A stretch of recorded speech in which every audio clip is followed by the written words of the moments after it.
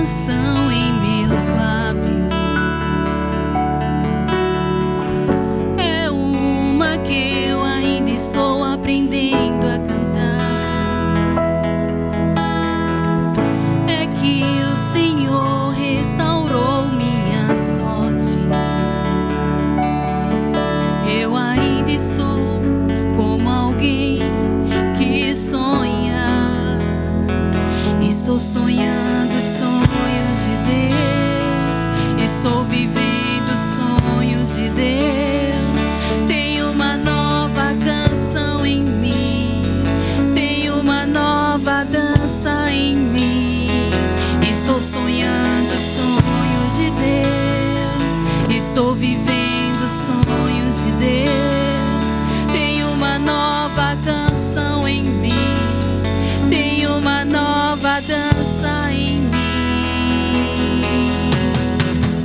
Grandes coisas tem feito o Senhor por nós. Grandes coisas tem feito, por isso estamos alegres. Grandes coisas tem feito o Senhor por nós. Grandes coisas tem feito, por isso estamos alegres. Eu já saí com lágrimas, sim, agora estou em júbilo. Eu já andei chorando enquanto semeava, agora eu volto com frutos. Eu já saí com lágrimas, sim, agora estou em júbilo. Eu já andei chorando enquanto semeava, agora eu volto com frutos. Quem diria que o Senhor faria tudo isso agora aqui comigo? Quem diria que eu viveria toda a bondade do Senhor pra mim? Quem diria que o Senhor faria tudo isso agora aqui comigo? Quem diria que eu viveria toda a bondade do Senhor pra mim? Obrigada, Senhor. Aleluia.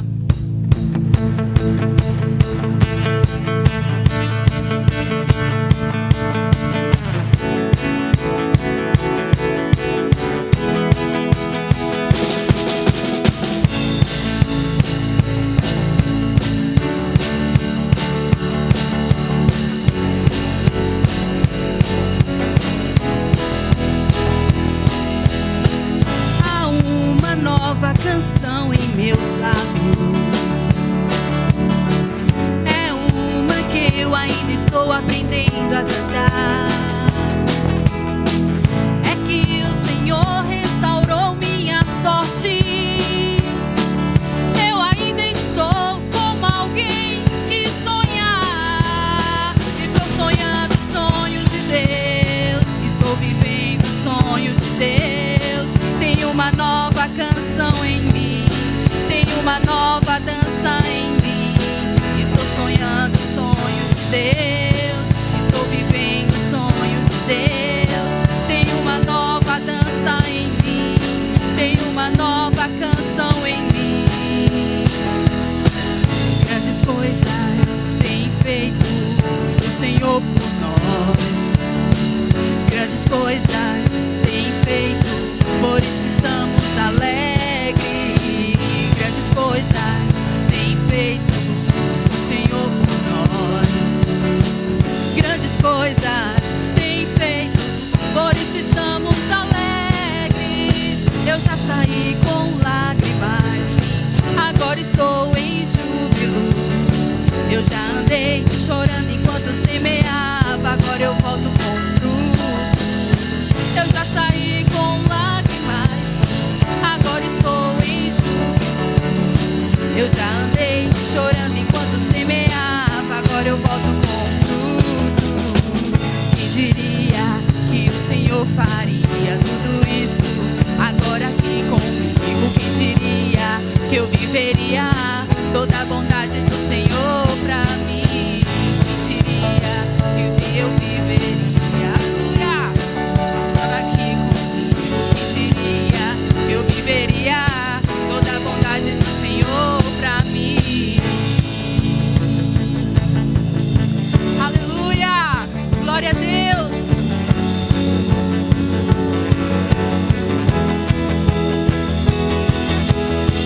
Grandes coisas tem feito o Senhor por nós.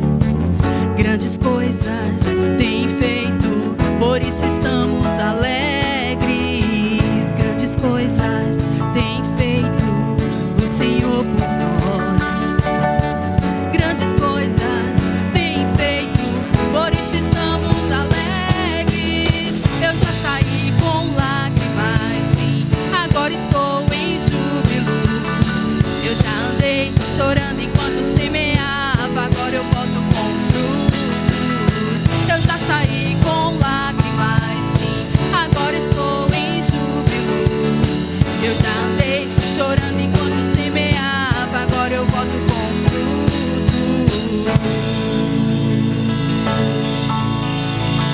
Aleluia!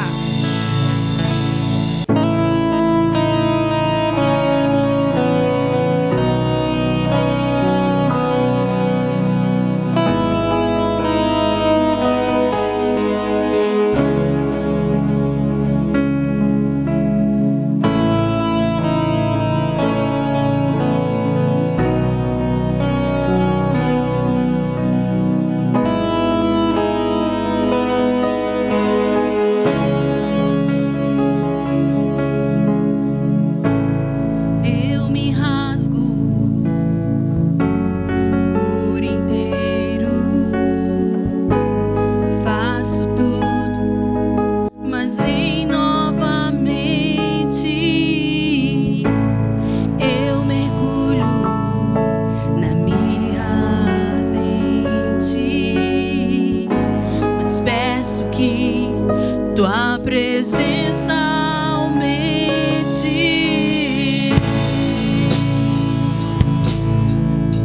Aumenta, Senhor, a tua presença em nossas vidas. Aleluia!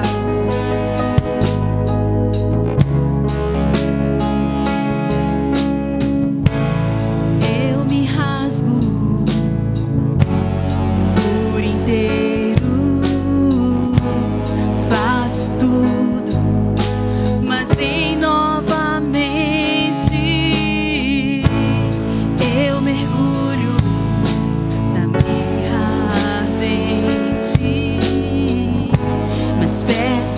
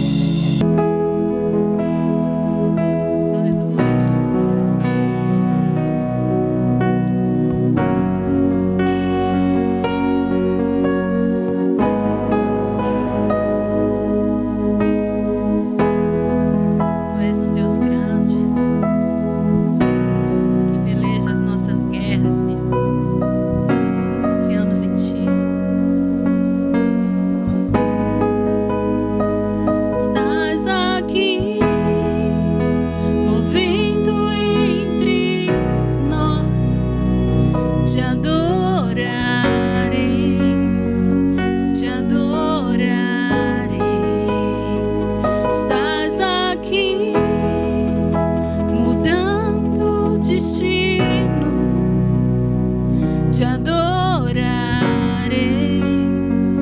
te adorarei. Estás aqui operando milagres, te adorarei, te adorarei. Estás aqui transformando nossas vidas, te adorarei, te adorarei. Meu Deus é Deus de milagres, Deus de promessas, caminho no deserto, luz na escuridão. Meu Deus, esse é quem tu és. Meu Deus é Deus de milagre, Deus de promessa, caminho no deserto, luz na escuridão. Meu Deus, este é quem tu és. Estás aqui tocando os corações, te adorarei, te adorarei. Estás aqui curando multidões, te adorarei, te adorarei. Estás aqui restaurando os corações, te adorarei, te adorarei. Estás aqui transformando histórias, te adorarei, te adorarei. Meu Deus é Deus de milagre, Deus de promessa, caminho no deserto, luz na escuridão. Meu Deus, esse é quem tu és. Meu Deus é Deus de milagres, Deus de promessas, caminho no deserto, luz na escuridão. Meu Deus, esse é quem tu és. Enxuga as lágrimas, restaura os corações. Tu és a resposta, Jesus. Enxuga as lágrimas, restaura os corações. Tu és a resposta, Jesus. Meu Deus é Deus de milagres, Deus de promessas, caminho no deserto, luz na escuridão. Meu Deus, esse é quem tu és. Meu Deus é Deus de milagres, Deus de promessas, caminho no deserto, luz na escuridão. Meu Deus, este é quem tu és. Meu Deus é Deus de milagres, Deus de promessas, caminho no deserto, luz na escuridão. Meu Deus, esse é quem tu és. Deus de milagres, Deus de promessas, caminho no deserto, luz na escuridão. Meu Deus, esse é quem tu és.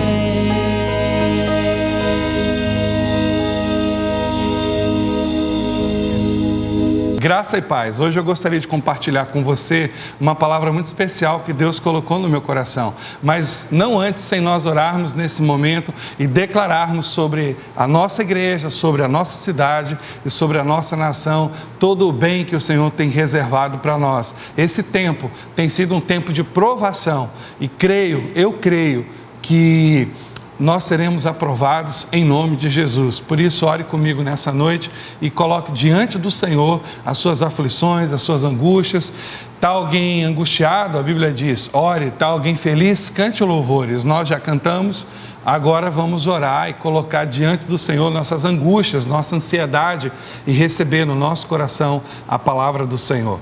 Pai, em nome de Jesus, nós oramos ao Senhor nessa noite e nos derramamos diante do Senhor. Nos colocamos, ó Pai, rendidos diante do Senhor, colocamos a nossa vida, colocamos, ó Pai, tudo que temos, tudo que somos diante do Senhor e glorificamos o Senhor por esse tempo tão precioso que nós estamos passando, ó Deus, tempo também de dificuldades, de luta, para alguns parece, ó Deus, dias sombrios, noites uivantes, como diz a Tua palavra, para outros tempos de oportunidade, de recomeço, de mudança, mas uma coisa é certa, cada um daqueles que o Senhor tem chamado, cada um dos seus, o Senhor cuida, o Senhor acolhe, o Senhor abençoa, o Senhor protege. Esse tempo é um tempo de deserto e nós passaremos por ele, passaremos pelo deserto, passaremos pelas lutas, pelas dificuldades, fortalecidos pelo Senhor. O Senhor é quem nos fortalece, o Senhor é quem nos sustenta, a nossa confiança, o nosso escudo, o nosso refúgio, o nosso rochedo, a nossa pedra, a nossa base é sempre o Senhor. Por isso nós colocamos agora diante do Senhor a Tua igreja, o Teu povo e pedimos que o Senhor faça algo tremendo, maravilhoso. É um tempo de renovo do Senhor, é um tempo onde o Senhor está limpando a Sua igreja, o Senhor está tirando a folhagem como uma planta que o Senhor poda, que o Senhor limpa para que dê mais fruto. É assim que o Senhor está fazendo conosco. Não cremos que o mal vem do Senhor, mas cremos que o Senhor é poderoso para fazer do mal algo novo, surgir o bem, transformar aquilo que seria tragédia em bênção, e nós cremos nisso e por isso oramos ao Senhor e pedimos que essa seja a realidade na vida dos meus irmãos, que todo o mal, que tudo aquilo que veio para destruir, para acabar, possa ser transformado pelo Senhor de forma milagrosa, poderosa, em algo bom, em nome de Jesus. Amém. Você pode dizer amém comigo? Que bom. Então creia que tudo que veio, tudo que está acontecendo nesse tempo será transformado pelo Senhor. Tudo de ruim que está acontecendo nesse tempo, certamente será transformado pelo Senhor e você vai viver um tempo novo. Eu creio nisso. Eu creio que com a ajuda da igreja, eu creio que com a mão do Senhor, eu creio que através desse momento poderoso que nós estamos passando como igreja, você será fortalecido, será ricamente visitado pela presença do Senhor. Eu gostaria que você abrisse a sua Bíblia no livro de João, no capítulo 10, é um dos textos bem conhecidos da Bíblia, João 10, a partir do verso 10, e nós vamos ler um texto que, a meu ver, ele não é somente muito conhecido, mas ele também é um pouco mal interpretado. E eu gostaria que você estivesse atento, bem atento ao que Deus vai falar ao seu coração por meio da palavra dele. Escute, a palavra de Deus, ela não volta de forma alguma vazia. A palavra de Deus sempre cumpre o seu propósito. E eu creio que ela vai cumprir o seu propósito na sua vida nessa noite. Então, João 10, a partir do verso 10, nós lemos exatamente assim: o ladrão vem somente para roubar, matar e destruir. Eu vim para que tenham vida e a tenham em abundância. Recebeu aí no seu coração essa palavra? O ladrão vem somente para roubar. Primeira atuação do ladrão, roubar. Primeira ação do ladrão, o primeiro ato dele, né? Roubar, matar e destruir. No entanto, Jesus está dizendo: eu vim para que tenham vida e a tenham em abundância. Eu sou o bom pastor dá a sua vida pelas ovelhas. O mercenário, que não é pastor, a quem não pertence as ovelhas, vê vir o lobo e abandona as ovelhas e foge. Então o lobo as arrebata e dispersa. Pronto, até aqui dá para a gente entender perfeitamente o que Deus vai comunicar ao nosso coração nessa noite. Bom, a primeira coisa que eu queria pontuar com vocês é com relação a esse texto especificamente. Existem formas de você interpretar a Bíblia, e muitas dessas formas são muito úteis, né? Existem maneiras de você aplicar a palavra de Deus e, com certeza, dentro de um texto, por meio da vontade do Espírito Santo, aquilo que Ele quer falar, aquilo que Ele quer construir na vida de uma pessoa, a maneira como o Espírito quer abençoar, quer mover o coração daquela pessoa. Então, o próprio Espírito, Ele usa uma palavra escrita para trazer um entendimento que, às vezes, difere um pouco daquilo que está escrito, mas que não é necessariamente algo errado, não é uma heresia, não. Muitas vezes é uma aplicação que o Espírito está fazendo daquela palavra, daquele texto, daquilo que está escrito no coração das pessoas. E, geralmente, quando nós olhamos para esse texto, nós, na maioria das vezes, já intuitivamente entendemos assim: o diabo veio para roubar, matar e destruir. Mas se nós olharmos exatamente o que Jesus está dizendo, ele não usa a expressão diabo, né? Ele usa a expressão ladrão. E no original também não está a palavra diabo, mas sim ladrão. E pensando então exatamente o que está escrito, a gente precisa, de uma certa forma, nesse momento, é o que eu quero fazer, focar bem no texto e trazer uma interpretação mais literal, menos aplicativa, mais literal, para que você possa compreender exatamente o que Jesus está querendo dizer para você nessa noite, para mim e para você nessa noite, porque durante a semana ele já falou muito ao meu coração a respeito desse texto. Bom, se nós pensarmos que Jesus não está, de fato, associando o ladrão ao diabo, mas essa pode ser uma aplicação, tá bom? Não é errado, tá? Alguém chegar e dizer assim: o diabo veio para roubar, matar e destruir. Por que não é errado? Porque lá na parábola do semeador, nós encontramos uma história muito interessante, onde um semeador saiu a semear a semente, e a história diz que uma semente caiu à beira do caminho, em terra dura, a outra semente caiu em terreno pedregoso, rochoso, a outra caiu entre os espinhos, e uma quarta semente caiu em solo bom. E depois, no particular, os discípulos não entenderam muito bem o que Jesus estava dizendo. Aliás, quase sempre eles não entendiam muito bem o que Jesus estava dizendo. Por isso, Jesus sempre estava no particular com eles, sempre estava com eles ali, tentando de alguma forma trazer revelação, esclarecimento. Jesus fala para eles: a vós é dado, né, o entendimento, a sabedoria. E Jesus então fala com eles o seguinte: olha, a semente que foi roubada, na verdade, é a palavra de Deus. E o ladrão, o roubador, o pássaro que veio roubar a semente é o diabo. E Jesus, então, deixa bem claro para eles que o diabo tem uma função muito clara, que é roubar a semente. Ou seja, roubar a palavra de Deus para nós, roubar as promessas de Deus para nós. Imagine que a palavra de Deus é aquilo que há de mais importante, mais poderoso na vida de uma pessoa. A palavra de Deus é que desfaz o ensino errado, a palavra de Deus é que constrói algo novo, a palavra de Deus é aquilo que traz esperança no nosso coração, a palavra de Deus gera fé, a palavra de Deus muda a realidade espiritual das pessoas. Imagine que por meio da palavra de Deus alguém pode mudar de vida. Imagine que coisa tremenda, que coisa extraordinária. Alguém que estava vivendo no pecado, né?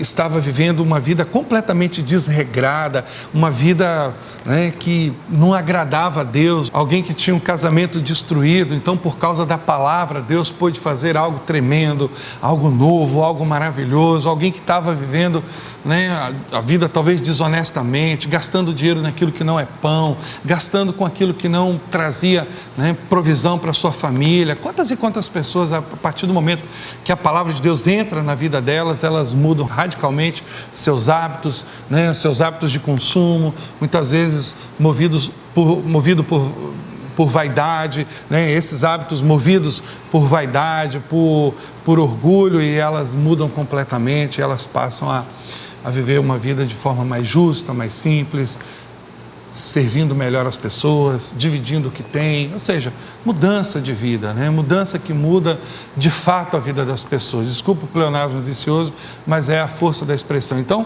a palavra de Deus, ela tem essa capacidade de mudar por completo a vida das pessoas. Então, você imagine você que o diabo, o inimigo, ele tem interesse sim em roubar, em tirar, de alguma forma, roubar e tirar a palavra de Deus do coração das pessoas, porque essa é a palavra de Deus que de fato promove mudanças radicais, abençoadoras, que muda a vida das pessoas, que faz com que elas, né, abandonem a vida de pecado, se tornem novas para Deus, se tornem pessoas especiais, maravilhosas, tremendas para Deus. Então, a gente pode aplicar assim, né, entender que fazer essa aplicação, que o diabo ou o ladrão é o diabo, ele veio para roubar, matar e destruir. É possível fazer essa aplicação e a gente vai trabalhar um pouco isso, a gente vai pensar um pouco nesse sentido daqui a pouquinho, mas eu gostaria de fazer uma outra reflexão que é exatamente o contexto original desse texto. E que contexto é esse? Começa lá no capítulo anterior, quando Jesus cura um cego de nascença. Se você for olhar o capítulo 9 de João, a história é muito interessante porque um cego de nascença, ele tem uma experiência tremenda com Jesus. Jesus cospe no chão, faz um lodo santo. Imagine que meleca brava foi aquilo ali, mas foi algo bom. Ah, Jesus, que cuspe maravilhoso. Que qualquer cego queria receber uma cusparada dessa. Aí aquela cusparada santa, então mistura com barro, joga no olho do cego e Jesus fala com ele assim, ó, vai lá no tanque de Siloé e vai lavar, e vai se lavar. E quando ele faz isso, ele obedece, ele torna a ver, ele passa a ver. E os fariseus, eles então ficaram bastante incomodados, indignados com aquela atitude. Imagine que ao invés de se alegrarem com a bênção, vamos chamar assim, né, com o milagre do cego, do ex-cego, eles ficam indignados, bravos. E aí chamam o cego vai até eles e diz assim, como é que foi isso aí? Aí o cego diz, olha, eu estava lá na rua e tal, e veio um homem, cuspiu no chão e fez um lodo, jogou no meu rosto e mandou me lavar no tanque e eu fiquei curado. E o texto diz que eles duvidaram do testemunho daquele homem, mesmo vendo com os próprios olhos deles e conhecendo, eles sabiam quem era aquele homem, porque aquele homem era um homem que estava ali todos os dias, né, pedindo esmolas, tentando ganhar o seu dinheirinho para o seu sustento. Então eles sabiam muito bem quem era aquele mendicante, que era então alguém muito conhecido daqueles fariseus, mas eles não acreditaram, eles mandam chamar os pais daquele homem, e os pais vêm, e os pais então dizem para aqueles fariseus, porque eles estavam com medo de serem expulsos da sinagoga, diz o texto, e dizem assim para os fariseus, né? Olha, ele já é de maior, ele já tem idade para responder o que vocês quiserem saber. Por que vocês não perguntam para ele? Aí eles chamam o homem de novo. Como é que foi mesmo essa história do seu milagre? Ele disse, olha, eu já contei para vocês e vocês não acreditaram, né? Sim, mas esse homem que te curou, como é que ele é? Ele disse, porque esse homem é um pecador, esse homem, ele não guarda o sábado, então ele é um pecador. E o cego falou uma coisa para eles interessante, o ex-cego, olha, se ele é pecador eu não sei, eu sei que eu era cego e agora eu vejo. E eu vou dizer mais para vocês, Deus não ouve, Deus não faz esse tipo de coisa, esse tipo de milagre. Desde quando eu me conheço por gente, ele fala, que eu nunca ouvi falar de alguém ter aberto os olhos de um cego, e eu acho que Deus não faz essas coisas, Deus não ouve, né, né, quem não faz a sua vontade. E os fariseus ficaram indignados, ficaram irados, falando assim: você nasceu todo em pecado. Olha o preconceito. Você nasceu todo em pecado, só porque ele tinha nascido cego. E essa era a visão dos discípulos, né? Senhor, quem pecou, ele ou seus pais? Jesus disse: ninguém pecou, nem ele nem os pais, mas foi assim para que se manifestasse a glória de Deus. Só que os fariseus, eles acreditavam exatamente nisso. A religião judaica, na verdade, gerou no coração daqueles homens um preconceito e cada distorção, cada loucura que a gente nem pode imaginar, como nos dias de hoje a gente vê os religiosos, cada um com suas manias, com seus legalismos, com suas compreensões completamente equivocadas da palavra de Deus. E os fariseus então disseram o seguinte: você nasceu todo em pecado, quer dizer, você era cego, certamente você ou seus pais fizeram alguma coisa que desagradou muito a Deus, ele então puniu você, e agora você está querendo ensinar teologia para a gente? Agora você está querendo ensinar para a gente? E eu acho engraçado porque essa cena tem um momento que o cego se irrita com os fariseus e diz para eles o seguinte: vem cá, por que vocês querem saber tanto? Vocês querem ser discípulos dele? Aí ele: nada, discípulo dele é você, nós somos discípulos de Moisés. E então o cego então dá essa resposta para eles, que é extraordinária. Então chamaram pela segunda vez o homem que fora cego e lhe disseram: dá glória a Deus, nós sabemos que esse homem é pecador. Estão falando de Jesus aqui, nesse caso. Ele retrucou: se é pecador, não sei, uma coisa eu sei, eu era cego e vejo.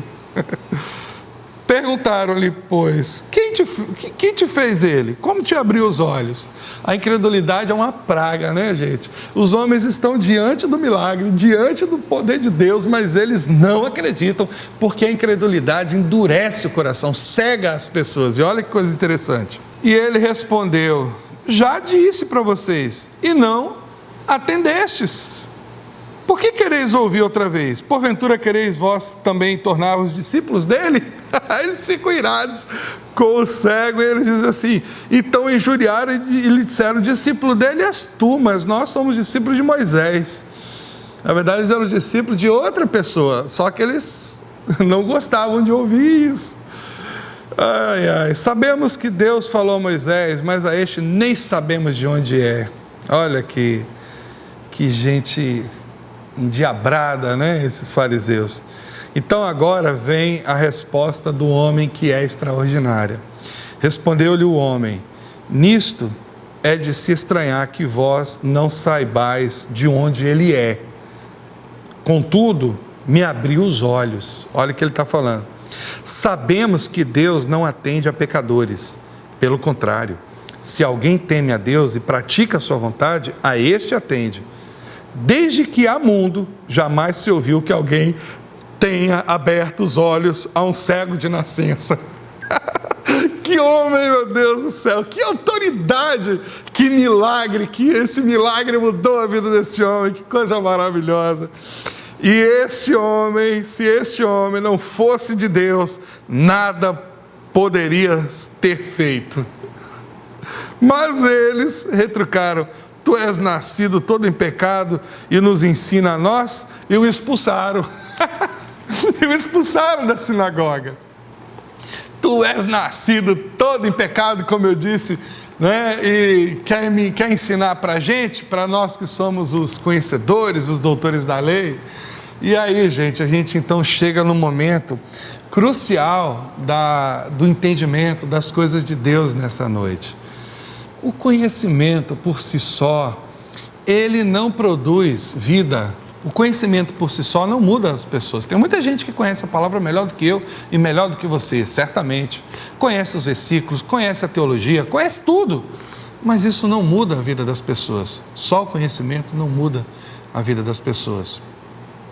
Porque, no fundo, o cristianismo, né, ou o evangelho, eu gosto mais até dessa palavra, porque cristianismo aponta para a religião e evangelho aponta para relacionamento. O evangelho, na verdade, não é uma filosofia, não é uma religião, não é alguma coisa que você, se conhecer muito, se estudar muito, você vai ficar bom nisso. Não é assim.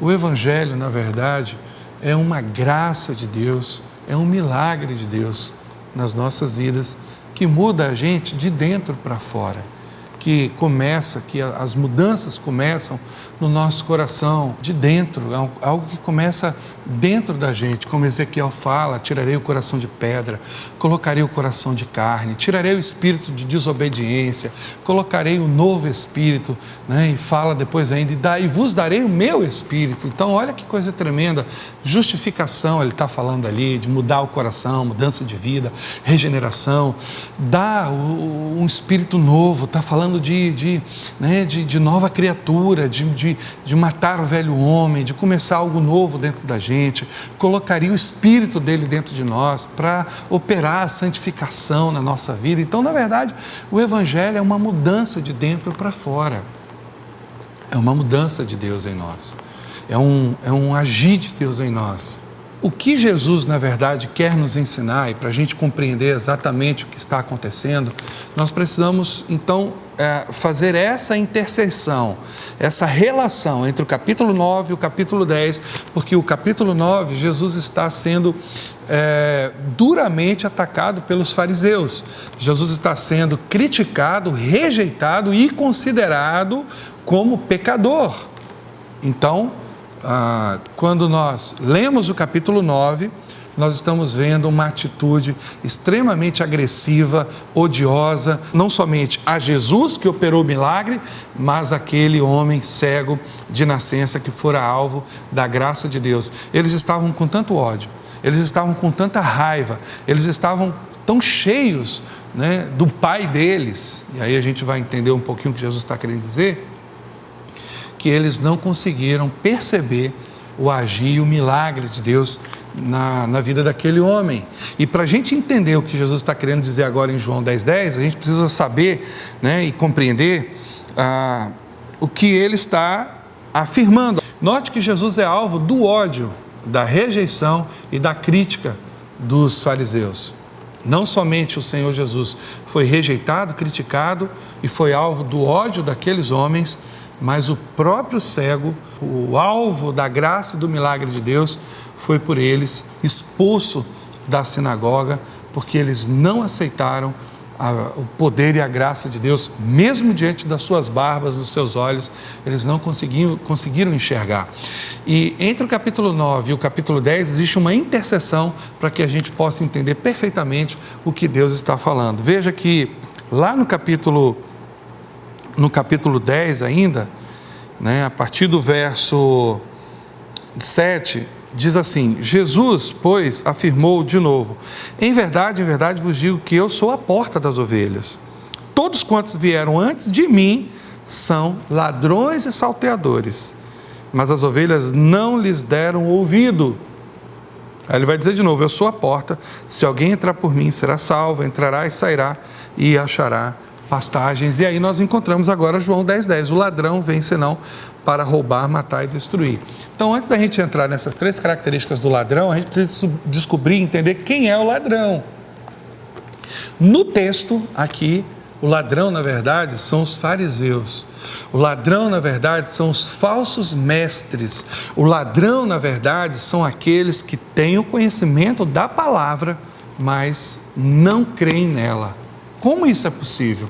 Pois os fariseus são a maior prova de que o conhecimento somente não pode transformar a vida das pessoas, porque aqueles homens, eles conheciam a palavra, ou pelo menos diziam que conheciam a palavra, mas na verdade eles não praticavam a palavra. Por isso que Jesus em muitas vezes diz que eles são sepulcros caiados, por isso que Jesus diz em outras vezes que eles rodam o mundo inteiro para fazer um prosélito e torná-lo 2 vezes filho do diabo, porque eles na verdade não entendem, não recebem, não creem na vida do Filho de Deus, mesmo que os profetas tivessem falado, mesmo que a palavra apontasse para isso, eles eram roubadores, salteadores. Jesus chama aqueles falsos mestres de roubadores, de salteadores. E não somente isso, mas Jesus os identifica com o pai deles. Jesus disse para eles: vós tendes por pai o diabo, Jesus fala para os fariseus e para os falsos mestres. Então agora nós podemos entender perfeitamente o que Jesus está querendo dizer para nós quando ele diz assim: os falsos mestres, ou seja, o ladrão, vem senão para roubar, matar e destruir.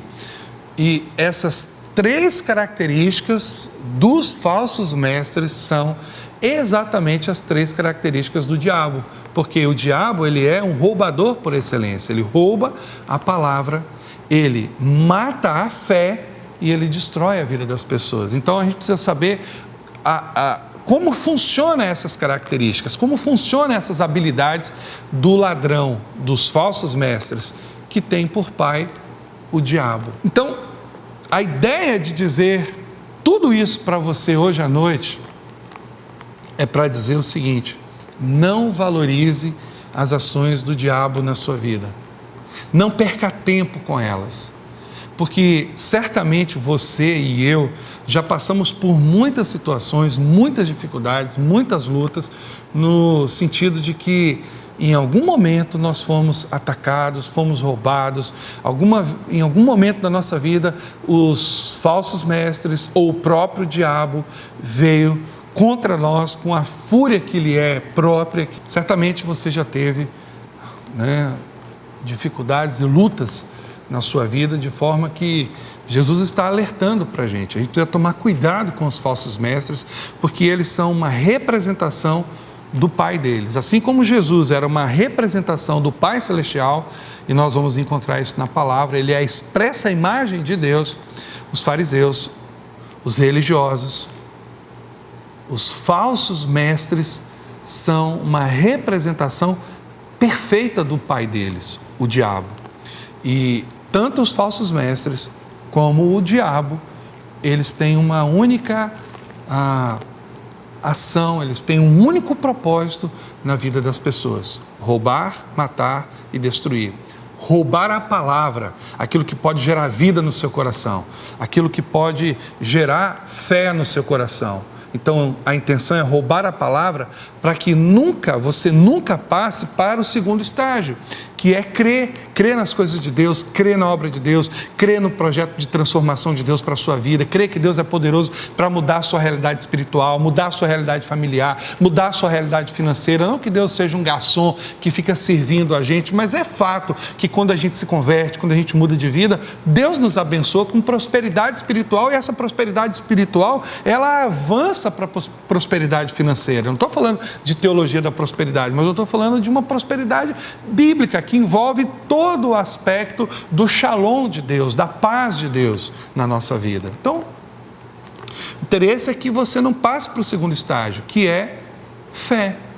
A palavra gera vida, gera fé.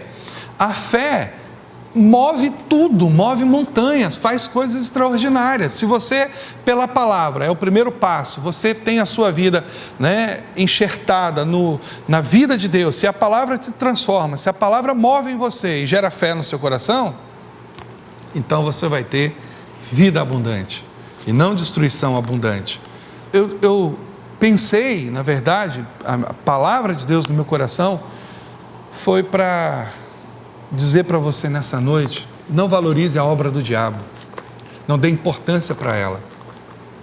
Muitas vezes nós nos apegamos às coisas que o diabo conseguiu destruir no passado, aquilo que ele conseguiu matar, aquilo que ele conseguiu roubar, e a gente fica se lamentando, chorando e dando e valorizando aquilo que o diabo fez lá atrás, aquilo que o diabo conseguiu de repente acabar, conseguiu machucar, conseguiu ferir lá atrás. E a minha palavra para você nessa noite é: não valorize as obras do diabo, porque o texto que nós acabamos de ler diz de forma especial para mim e para você que se o ladrão vem para roubar, matar e destruir, Jesus diz: eu vim para que tenham vida e a tenham em abundância. Valorize as obras de Deus, valorize o que Deus vai fazer na sua vida, crie expectativa no seu coração a respeito do que Deus vai fazer na sua família, na sua casa. Para de olhar para aquilo que o diabo fez, para de dar importância para aquilo que o diabo destruiu, para aquilo que o diabo matou, para aquilo que o diabo tentou, porque agora você se tornou um filho amado de Deus, agora você é nova criatura, agora você é gente de Deus, agora o seu coração está cheio do Espírito, agora você está cheio de vida, e Deus está operando na sua vida de uma forma maravilhosa, extraordinária. Então agora, olha para frente, para de olhar para trás, para de dar importância àquilo que ficou lá, para de dar importância àquilo que foi quebrado, para de dar importância àquilo que arrebentou com você lá atrás. Para agora e começa a dar importância àquilo que Deus está fazendo na sua vida, a vida abundante de Deus, as transformações, as oportunidades, os relacionamentos novos, a vida nova, o coração novo, o espírito novo, tanta coisa nova Deus está fazendo por você. Então é importante nessa noite que você entenda o papel do diabo, mas não dê importância, não valorize, não dê valor a isso. E você entenda perfeitamente a obra de Deus na sua vida, que veio para te dar vida e vida em abundância. Olha, que coisa tremenda. Jesus é o pão vivo, a palavra dele é viva. João 6,63 diz: as minhas palavras são espírito e vida. Ele é o pão vivo, ele veio para dar vida abundante. Então por que você está se apegando à morte? Por que você está se apegando ao que morreu? Por que você está se apegando àquilo que está podre? Por que você está se apegando àquilo que estragou? Joga isso fora do seu coração. Diz: Senhor, eu sou nova criatura, eu sou vivo, eu fui vivificado pelo Senhor, eu fui transformado pelo Senhor. Então olha para o alto, olha para o Senhor e crê nessa palavra que diz que Ele veio trazer vida abundante para você, vida abundante do Pai para o seu coração. Se você focar nesse tempo, você vai ver morte, somente isso. Mas agora é hora de você focar em Deus, focar na palavra do Senhor. Comece a olhar para as coisas boas e tremendas que Deus já fez. E é isso que Ele vai fazer na sua vida também. É isso que Ele quer fazer na sua vida também. Vamos orar? Pai, muito obrigado pela sua palavra abundante, pela sua vida abundante, pelo seu poder transformador, por tudo de bom que o Senhor está fazendo em nós. Pai, eu quero me colocar diante do Senhor e pedir ao Senhor que o Senhor derrame sobre a vida dos meus irmãos, do teu povo, da tua igreja, discernimento, sabedoria, que nós possamos, ó Deus, nos apegar à vida do Senhor e não à morte do diabo, e não ao projeto do diabo, e não aos planos de Satanás, e não às ações dele, que já ficaram para trás. A palavra do Senhor diz que aquele que está em Cristo, nova criatura é. As coisas velhas já passaram. As ações do diabo, as mentiras do diabo, tudo que o diabo fez, tentou para nos prejudicar, tudo isso já passou.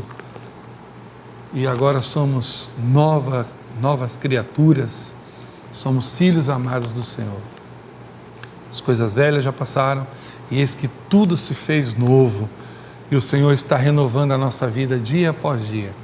Então que nessa noite nós possamos sair dessa reunião, desse culto, renovados pela palavra do Senhor, pela compreensão de que o Senhor é um Deus que traz vida e que guarda as suas ovelhas, que nos guarda. Nós somos as suas ovelhas. Guarda a nossa vida, Senhor.